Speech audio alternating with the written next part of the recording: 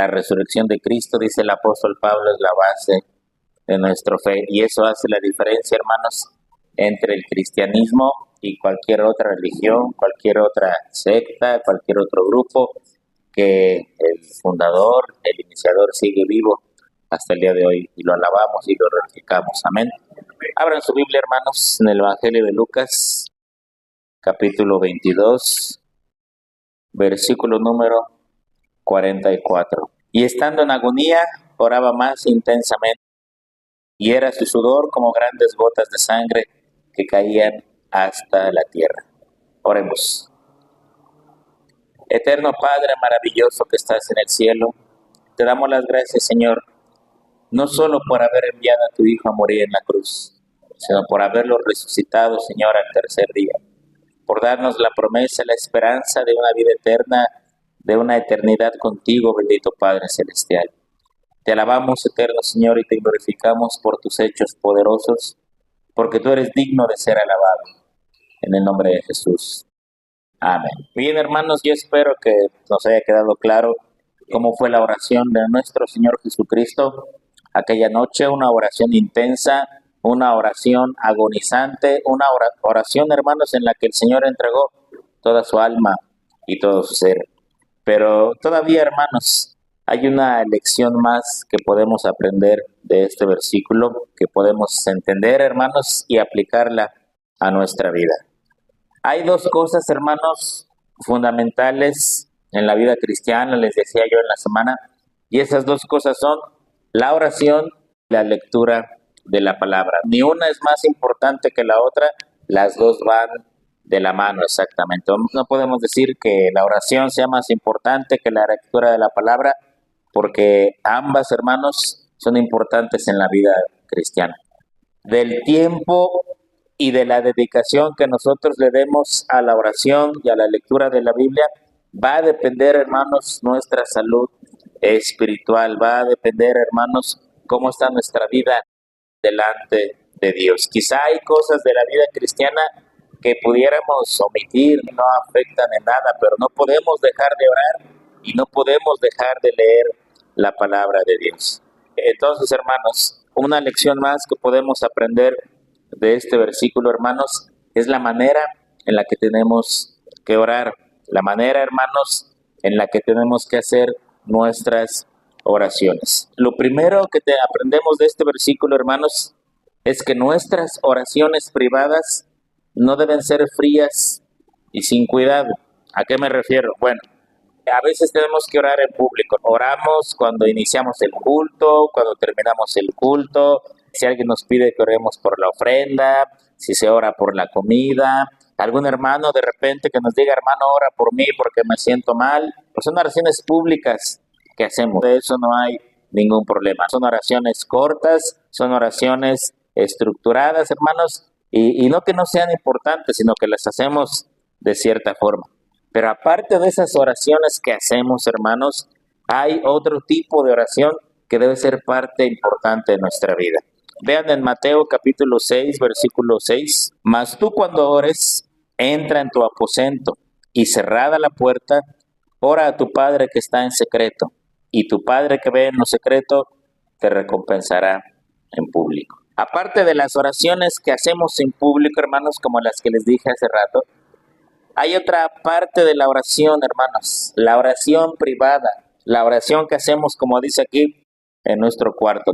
Y es en esta oración, hermanos, cuando oramos por las cosas importantes de la vida. No que orar en público no sea importante. No quiere decir que orar por iniciar el culto, por la ofrenda, por la comida, no sea algo importante. Pero son oraciones más cortas. Aquí el Señor Jesucristo está diciendo, tú cuando ores, entra en tu cuarto y cerrada la puerta, ora a tu Padre que te ve en lo secreto. Y tu Padre que te ve en lo secreto, hermanos, dice, te recompensará en público. Aparte de esas oraciones que hacemos, hermanos, hay una parte importante en la vida del cristiano. Cuando entra a su cuarto, cierra la puerta y se dedica un tiempo a orar a Dios. Quizá eso no es tan fácil hacerlo, porque va a depender de nuestras actividades, va a depender de nuestro trabajo y en algunas ocasiones, hermanos, hasta va a depender de nuestra casa si no tenemos cierta privacidad para orar por eso. El Señor Jesucristo, hermanos, Pueden leer en los evangelios, muchas veces oró por sus discípulos y oró con sus discípulos, pero otras tantas veces también, hermanos, él se apartaba para orar. Él tomaba un tiempo aparte y oraba. Si ustedes leen el Evangelio de Marcos, Marcos es el que más registra este tipo de oraciones. De hecho, hay un pasaje donde dice que el Señor estuvo todo el día sanando enfermos y predicando y enseñando y haciendo cosas. Y al final, en la noche, cuando tuvo un tiempo aparte para estar él solo, dice que se retiró al monte y se fue a orar como solía hacerlo. Aquel pasaje de los evangelios, hermanos, donde los apóstoles estaban en la barca y se levanta la tempestad y sentían que se hundían y el Señor no estaba con ellos y luego ya apareció caminando sobre el agua y calmó la tempestad.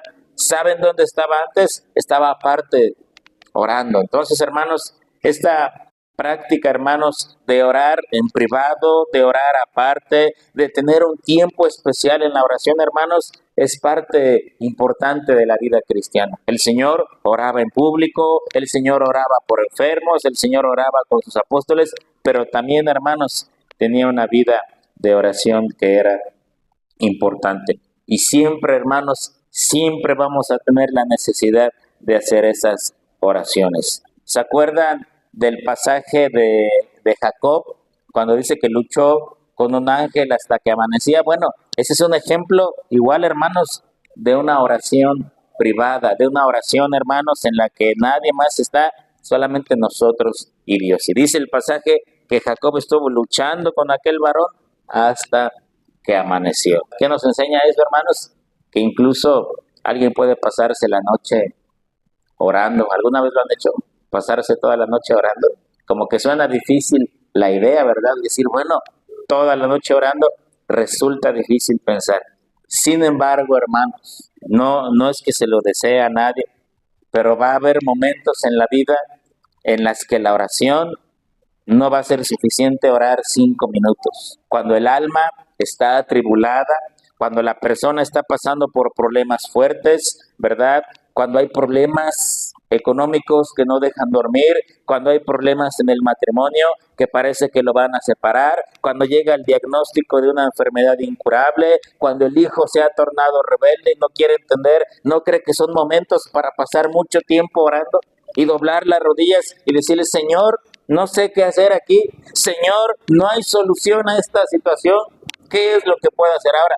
No le digo toda la noche, pero es el momento preciso, hermanos, cuando el cristiano dobla sus rodillas y pasa un tiempo a solas a Dios con oración. De esas cosas, hermanos, que a veces la gente no encuentra solución. Es que no sé qué hacer con mi hijo, es que no sé qué hacer con mi matrimonio, es que no sé qué hacer con esta situación. Bueno, el Señor Jesucristo aquí nos está dando un ejemplo de qué es lo que se tiene que hacer. ¿Qué hizo él antes de ir a la cruz del Calvario? Pasó la noche agonizando y orando. Y aquel que tiene necesidad en su vida, necesidad grande que no se resuelve inmediatamente, o que no sabe qué hacer, o que quizá haya probado todos los métodos y no sabe qué hacer, es el momento de orar y agonizar en la oración. Una oración de 3 minutos, Señor, ayúdame en problemas serios, hermanos. No va a funcionar, se lo digo.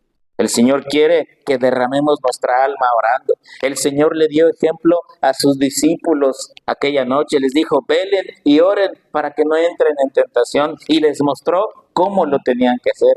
Mientras ellos se quedaban dormidos, Él estaba orando. Pero sí notaron que su alma estaba angustiada hasta la muerte. Y dice Lucas, y estando en agonía, oraba intensamente. Se presenta una situación difícil en nuestra vida. ¿Qué tenemos que hacer? Agonizar orando. Se presenta un problema que no sabemos qué hacer, hermanos. Agonizar orando. A veces resulta increíble, hermanos, y hasta los cristianos llegan a participar de esto. Hoy hay, ¿cómo decirlo? Han surgido soluciones mágicas para todos los tipos de problemas que una persona pudiera tener. Desde baratijas que se venden en la televisión hasta los remedios que un vecino nos pudiera decir, estás pasando esto, mira, ve con fulano, ve con sutano, te hacen un trabajo y te van a ayudar en ese problema que tienes. Pero hermanos, la respuesta en la Biblia la tenemos. ¿Qué hizo el Señor Jesucristo ante esa situación tan difícil que iba a enfrentar? pasa la noche agonizando, llorando. ¿Tiene usted una situación que no sabe qué hacer? El matrimonio se está tambaleando, el hijo parece que no entiende, la economía parece que no se restablece, el trabajo no estará prosperando, la salud se está viendo hacia abajo. Hermanos, es el momento de doblar las rodillas y agonizar en la oración. Hay varios ejemplos en la Biblia que hablan de eso. Ahí en Lucas hay una parábola que se llama la parábola de la viuda y del juez injusto. Y dice que era un juez que no tenía temor de Dios ni tenía respeto por la gente. Y había una viuda que tenía necesidad que se le resolviera un problema y todos los días iba con el juez y le decía, ayúdeme por favor. Y el juez no le hacía caso, la ignoraba. Pero diario iba e insistía. Hasta que el juez dijo, aunque yo no respeto a nadie ni tengo temor de Dios, porque esta mujer ya me hartó, le voy a resolver la situación que me está pidiendo. Otro ejemplo, eso lo encontramos en Mateo, dice que era una mujer que no era judía y sin embargo iba siguiendo al Señor Jesucristo y le decía, ayúdame por favor, porque mi hija es atormentada por un demonio. E insistía, e insistía, e insistía. Y los discípulos le decían, Señor, ya despáchala porque nada más nos está molestando. Y el Señor dijo, no la puedo ayudar, porque yo fui enviado a la casa de Israel, yo fui enviado al pueblo de Dios. Y le dijo, hija, no está bien darle el pan de los hijos, dárselo a los perrillos. Y la mujer contestó, sí, Señor, pero aún de las migajas que caen de la mesa de los amos, comen los perrillos. Y el Señor dijo, grande es tu fe, voy a hacer lo que me estás pidiendo. ¿Qué nos enseñan, hermanos? Bueno, nos enseñan, hermanos, que agonizar en la oración, insistir en la oración, hermanos, es un deber que todos los cristianos tenemos. Ahora, esto no es algo que se hace diario tampoco, porque entonces perdería el sentido y perdería la motivación y perdería todo. Pero sí es importante, hermanos, que entendamos que nuestra vida cristiana va a depender mucho del tiempo de oración que nosotros pasemos delante de Dios. El Señor Jesucristo no siempre oraba en privado, el Señor Jesucristo no siempre agonizó orando, pero una vez tuvo que hacerlo, hermanos, porque la necesidad era demasiado grande. En nuestra vida es igual. No siempre el tiempo es malo, no siempre estamos enfermos, no siempre tenemos problemas, hermanos, pero cuando sea necesario y el cristiano tenga que doblar sus rodillas para agonizar orando, hermanos, lo vamos a tener que hacer. Hay gente que dice, bueno, es que los pastores siempre aconsejan lo mismo, ora y lee tu Biblia. Hermano, esto pues hay que orar, hermano, esto pues hay que orar, hermanos, pero verdaderamente si nosotros entendiéramos el poder que tiene la oración, de estar en contacto y en comunión con Dios, hermanos, y que eso va a fortalecer nuestra vida y que eso nos va a hacer entrar en comunión con Dios y nuestras oraciones van a ser contestadas, hermanos, vamos a entender las cosas de otra manera. Hace tiempo, los martes, tomamos un estudio acerca del ayuno y decíamos del ayuno, no hay un solo versículo o pasaje en la Biblia que nos ordene a ayunar. Se aconseja que se ayune y se dice, bueno, es bueno para esto y para el otro, pero no hay un solo versículo que diga ayuna. En cambio de la oración, hermanos, sí hay varios pasajes en la palabra de Dios que dice, ora, dobla tus rodillas. El Señor lo dijo, cuando ores, entra a tu cuarto y cerrada la puerta, ora a tu Padre que te ve en lo secreto. Y tu Padre que te ve en lo secreto, dice, te recompensará en público. Amén. Vamos ahí mismo al Evangelio de Mateo, ahora en el capítulo 5, versículo 44. Pero yo os digo, amad a vuestros enemigos, bendecid a los que os maldicen, haced bien a los que os aborrecen. ¿Y qué dice al final? Y orad por los que os ultrajan y os persiguen. Si hay cosas difíciles en el Evangelio, hermanos, yo creo que esta es una de ellas. Si usted lee el pasaje completo, que es del Sermón del Monte, pues el Señor está diciendo, amar al que me ama, es fácil, doy amor, recibo amor. Bendecir al que me bendice, es fácil. Hacer bien al que me está haciendo bien, es fácil. Orar por mi esposa, orar por mis hijos, orar por mi familia, eso es sencillo, hermanos. Pero amar al enemigo, bendecir al que maldice, hacer bien al que nos hace mal y luego paso, orar por aquel que está haciendo daño, hermanos, eso es complicado. Y el Señor Jesucristo, hermanos, nos da un ejemplo de eso también. Ya les expliqué en la semana que esa noche el Señor Jesucristo estuvo orando intensamente y que estaba en agonía y que sudó sangre y que estaba bajo una gran presión, mucho estrés, estaba angustiado hasta la muerte. Pero dentro de las cosas que pasaron por su mente aquella noche, hermanos, también era el amor por aquellos por quienes iba a dar su vida al otro día en la cruz del Calvario. Ustedes han leído en los evangelios que cuando el Señor estaba en la cruz del Calvario y estaba padeciendo todo su sufrimiento, que dijo: Padre, perdónalos porque no saben lo que están haciendo. El Señor, cuando enseñó a sus discípulos a orar, dijo: hagan esto, amen a sus enemigos, bendigan a los que los maldicen y oren por quienes los ultrajan y los persiguen. ¿Y sabe qué hizo el Señor aquella noche cuando estaba orando en agonía, hermanos? Amó a sus enemigos, hizo bien a quienes lo aborrecían y de paso oró por aquellos que lo perseguían y le hacían daño también. Porque leímos en la semana el pasaje de Hechos capítulo 2, donde el apóstol Pedro predica por primera vez. ¿Y qué les dice? Ustedes mataron al Hijo de Dios, ustedes lo entregaron en manos de inicuos para que fuera crucificado, pero lo que ustedes pensaron que iba a ser malo, Dios lo transformó para bien. Sabe que muchos de los que gritaron que lo crucificaran y que le hicieron daño y que se burlaron de él y que provocaron la crucifixión, saben que muchos se convirtieron en aquella predicación del apóstol Pedro. Y el Señor oró por ellos, y el Señor amó a sus enemigos, hizo bien a aquellos que lo aborrecían, y sobre todo, hermanos, estuvo orando por aquellos que iban a ser parte de su iglesia. Y al final del pasaje dice: y el Señor añadía cada día los que tenían que ser salvos. ¿Cuántos judíos, hermanos, que participaron, quiere llamarlo usted así, hermanos, en el Via Crucis original? ¿Cuántos judíos que participaron aquella vez después no se convirtieron al Evangelio y estuvieron incluidos, hermanos, en la oración del Señor Jesucristo que Él hizo aquella noche? Así que, hermanos, nos debe quedar claro esto perfectamente. Ahora, ¿cuál fue el resultado de esa oración que el Señor Jesucristo hizo aquella noche en angustia y en agonía? El profeta Isaías nos lo dice claramente.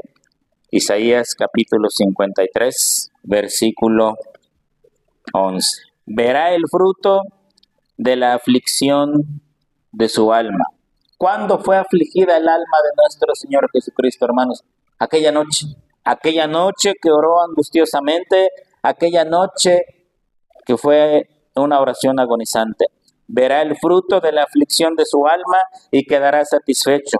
Por su conocimiento justificará mi siervo justo a muchos y llevará las iniquidades de ellos. Le voy a leer el mismo versículo, hermanos, en la Nueva Traducción Viviente. La Nueva Traducción Viviente dice de la siguiente manera: cuando vea todo lo que se logró mediante su angustia, quedará satisfecho. Y a causa de lo que sufrió, mi siervo justo hará posible que muchos sean contados entre los justos, porque él cargará con todos los pecados de ellos. ¿Cuál fue el fruto de la aflicción de su alma? ¿Cuál fue el resultado, hermanos, de aquella oración agonizante que el Señor Jesucristo hizo antes de ser crucificado? ¿Cuál fue, hermano? La justificación de los pecadores. Si no hubiera sido por eso, hermanos, nosotros no estaríamos el día de hoy aquí. Dice el apóstol Pablo en Efesios: estábamos sin Dios, sin esperanza, sin pueblo, sin nada en este mundo. Pero por lo que Cristo hizo en la cruz del Calvario, hermanos, hoy recibimos esta enorme bendición. Dice: verá el fruto de la aflicción de su alma y quedará satisfecho. Esa noche que el Señor, hermanos, oró agonizantemente, hermanos, fue provechoso. El fruto fue obtenido, la oración fue contestada. Aunque no lo crea, hermanos, esa noche el Señor estaba orando también, no solo por la copa, no solo porque su cuerpo aguantara, no solo por lo que le iba a padecer, hermanos, sino que oró también por su futura iglesia que somos nosotros. Amén.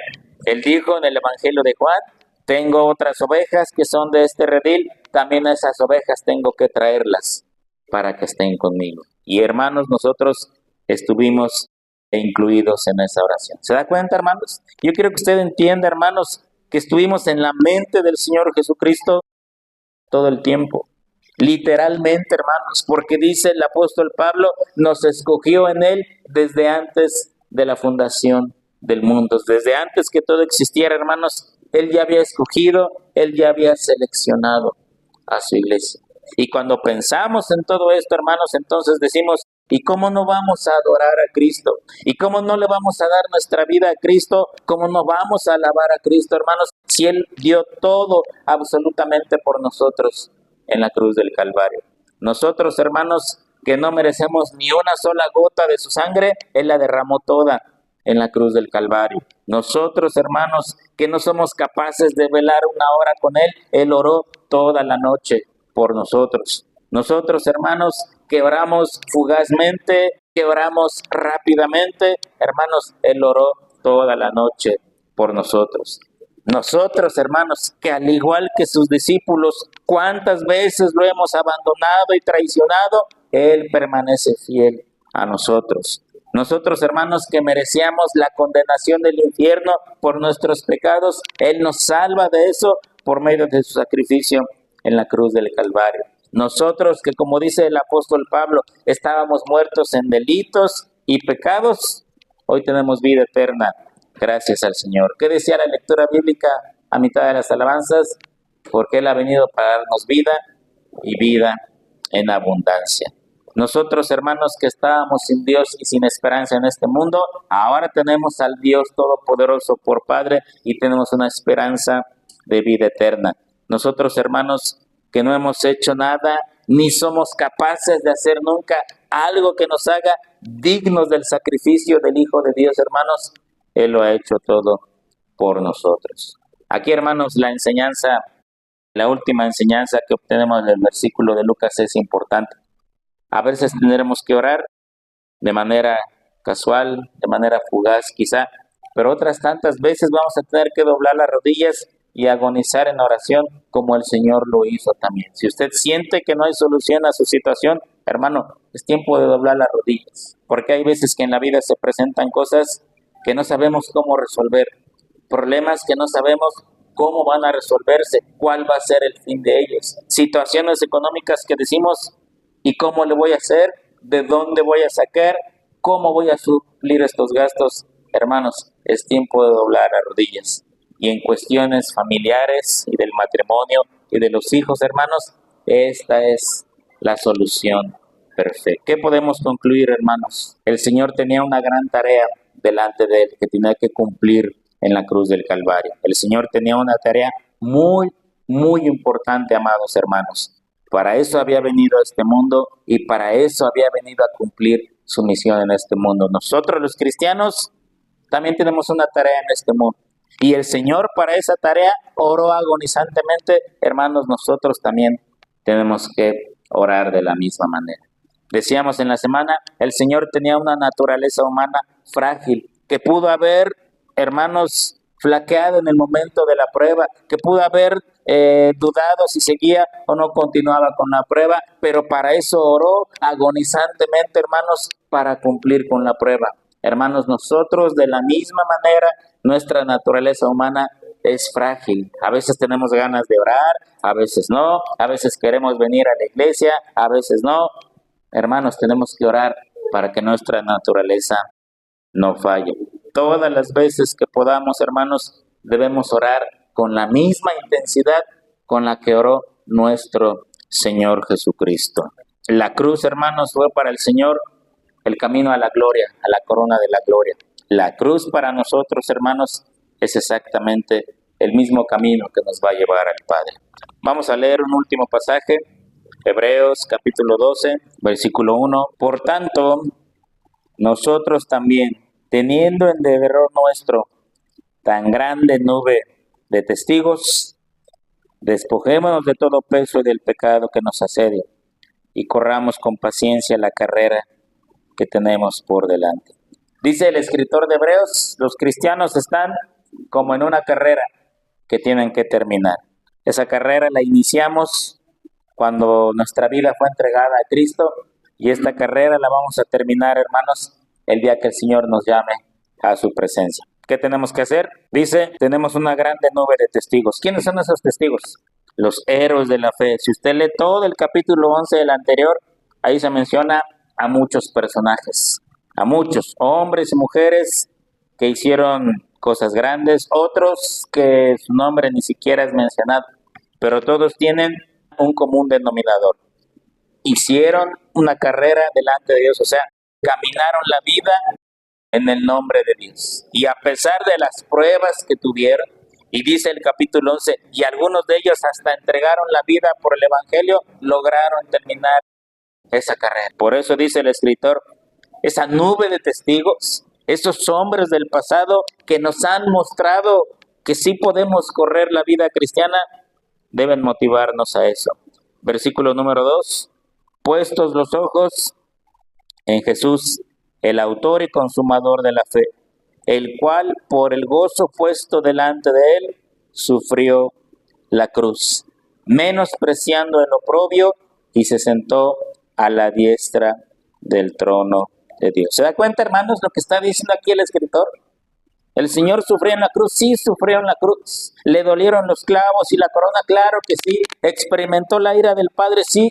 Pero vean lo que dice aquí, vamos a leer el versículo 2. Puestos los ojos en Jesús, el autor y consumador de la fe, el cual, ¿qué dice? Por el gozo puesto delante de él, ¿sufrió qué? La cruz. ¿Había gozo en el Señor Jesucristo mientras estaba crucificado? Sí, hermanos. Por increíble que nos pudiera parecer, había gozo en el corazón del Señor Jesucristo, y por eso menospreció lo oprobio y se sentó a la diestra de Dios. Versículo 3. Considerad aquel que sufrió tal contradicción de pecadores contra sí mismo, para que vuestro ánimo no se canse hasta desmayar. La vida cristiana, hermanos, es una carrera en la que iniciamos el día que Cristo llegó a nuestro corazón, y la vamos a terminar, hermanos, cuando el Señor nos llame a su presencia, o aquellos privilegiados que puedan ver la segunda venida de Cristo, pues ahí terminará la carrera. Mientras eso ocurre, hermanos, la carrera está llena de obstáculos, el camino no es plano, el camino no es sencillo, la puerta es angosta, todo pudiera ser que está en contra del cristiano. Pero dice el escritor de Hebreos, hay que despojarse de todo lo que nos estorba, hay que quitar de nuestra vida todo lo que está de más, hay que tener en cuenta todos aquellos hombres y mujeres que en el pasado pudieron hacerlo, y debemos poner nuestros ojos en Cristo para que esto nos ayude a terminar la carrera. Y cuando sintamos, hermanos, que las fuerzas nos van a fallar, y cuando sintamos que los problemas y las preocupaciones de esta vida son más grandes que nosotros, pues es tiempo de hacer lo mismo que hizo el Señor Jesucristo, agonizar orando. Si usted nunca lo ha hecho, hermanos, hágalo cuando tenga oportunidad de hacerlo. Cuando usted crea que ya no puede seguir más, hermanos, es tiempo de orar como el Señor Jesucristo oró aquella noche. Es un tiempo, hermanos, que nada lo va a cambiar, que nada lo va a sustituir. Si algo nos ha enseñado el Señor Jesucristo en ese versículo, es eso, orar de esa manera. No oraciones frías y sin sentido, oraciones, hermanos, cuando la situación y los eventos de la vida motiven para eso. Vamos a orar. Eterno Padre que estás en el cielo, queremos agradecerte, Señor, otra vez, y jamás vamos a cansarnos de hacerlo, Señor, el que tú hayas entregado a tu Hijo en la cruz, el que le haya derramado su sangre por cada uno de nosotros, Señor, pero también nos ha enseñado de qué manera debemos orar. Si bien no vamos a orar así todos los días de nuestra vida, pero habrá ocasiones, Señor, cuando las enfermedades se hagan presentes, cuando los problemas y las presiones de la vida se hagan presentes y no encontremos solución, habrá ocasiones en las que tengamos que orar de esa manera. Enséñanos a orar, Señor. Enséñanos a apartar un tiempo, Señor, en la oración para que podamos hacerlo de esa manera. Ayúdanos, Padre, a poner nuestros ojos en tu Hijo para terminar la carrera que has puesto delante de nosotros. Señor, te alabamos y te glorificamos. Y hoy celebramos, Señor, la resurrección de tu Hijo.